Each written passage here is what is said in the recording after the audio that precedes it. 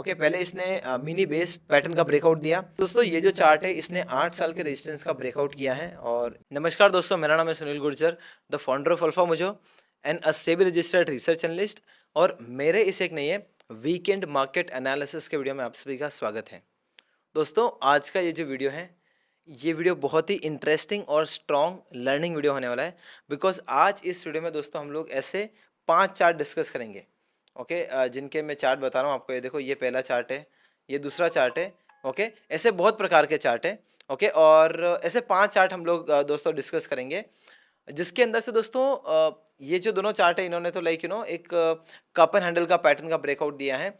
और जो लास्ट वाला चार्ट है दोस्तों, उसने तकरीबन 6+2 8 ईयर्स का मल्टी ईयर का रेजिस्टेंस का ब्रेकआउट किया है।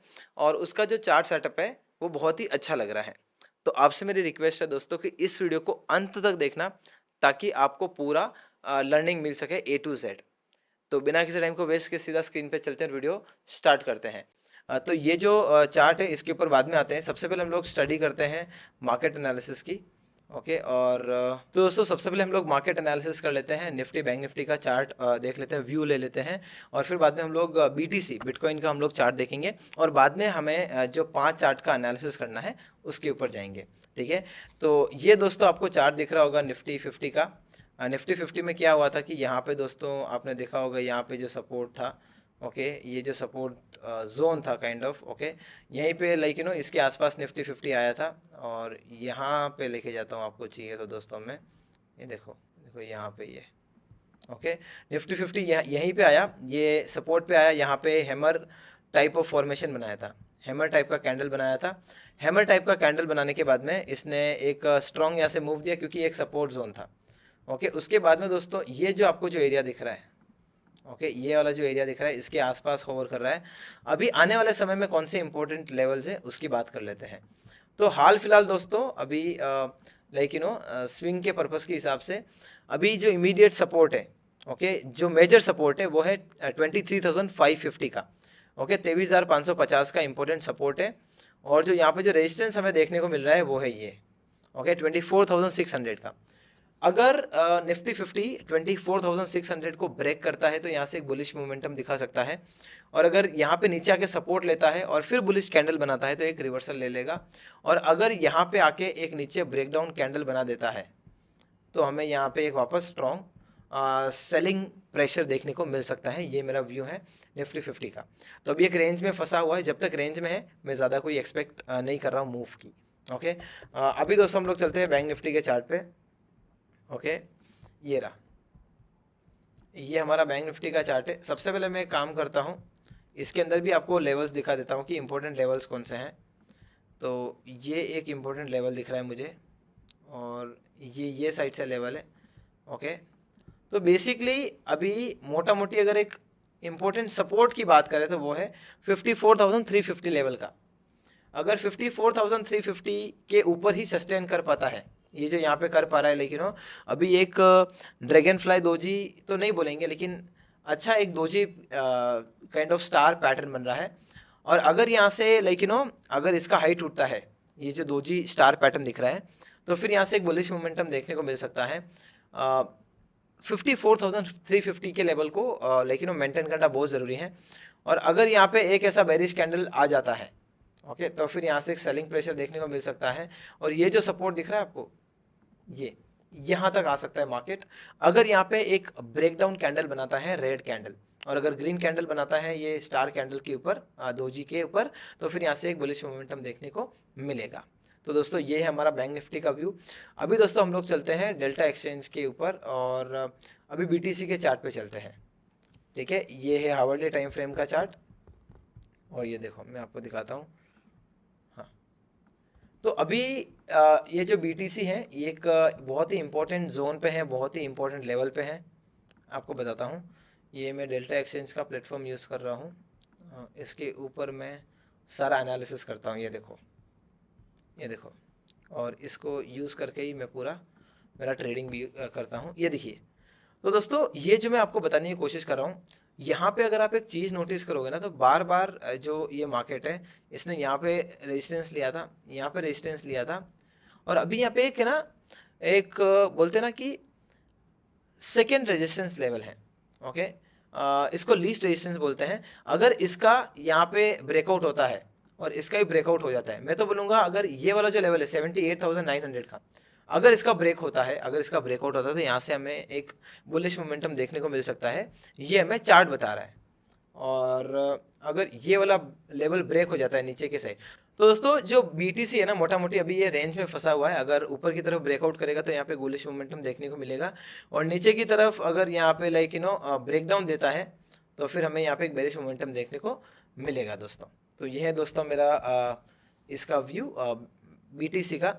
अभी हम लोग ये काम करते हैं, अभी हम लोग जाते हैं हमारे वो पांचों चार्ट के ऊपर जिन्होंने एक अच्छा ब्रेकआउट दिखाया है अलग अलग पैटर्न्स के ऊपर, उनकी स्टडी करते हैं। तो सबसे पहला चार्ट ये है दोस्तों, को स्क्रीन के ऊपर दिख रहा होगा।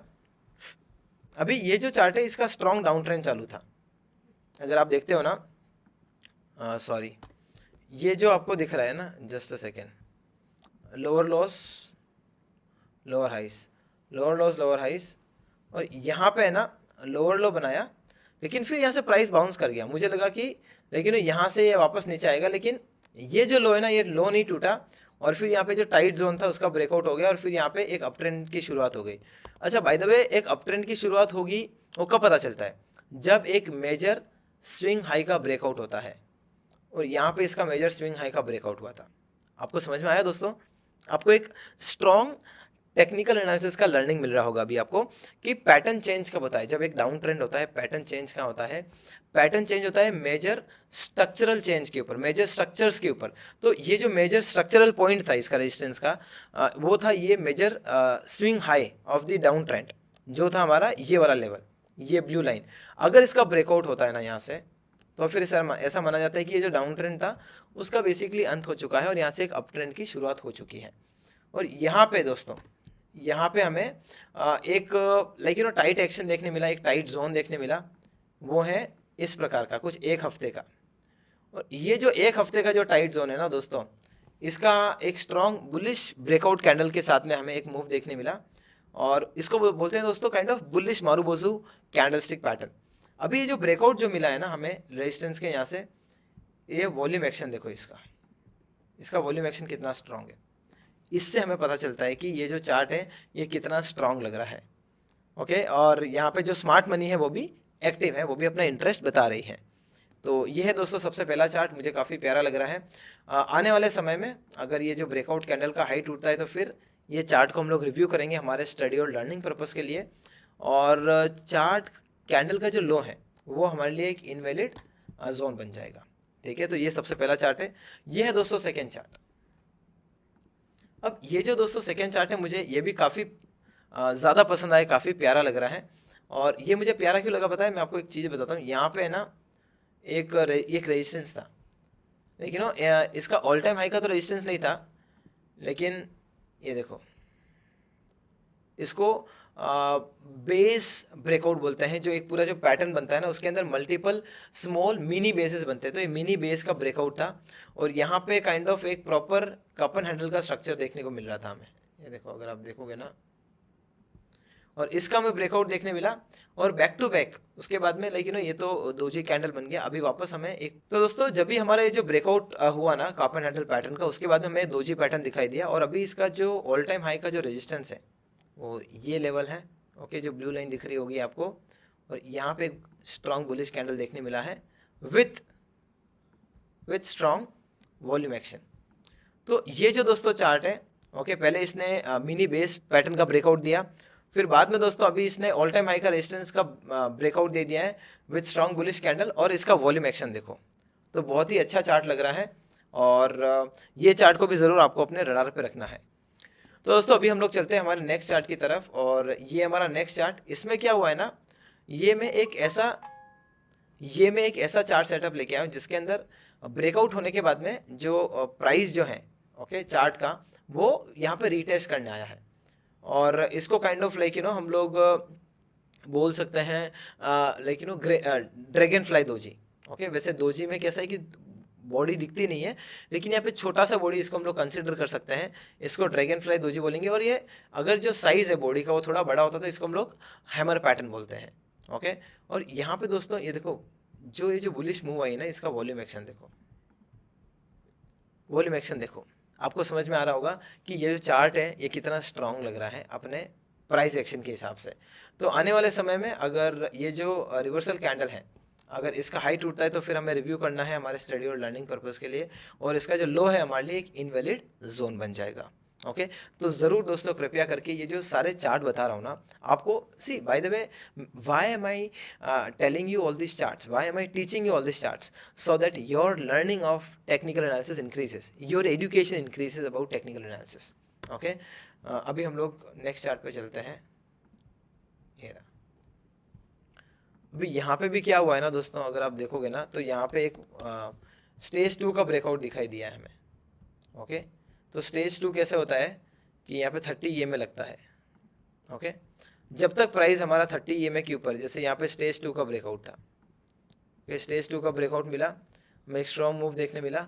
जब प्राइस 30 EMA को ऊपर नीचे बार बार काटने लग जाता है, जैसे यहाँ पे काट रहा था, ओके, तो इसको हम लोग पूरा स्टेज 3 कंसिडर करते हैं।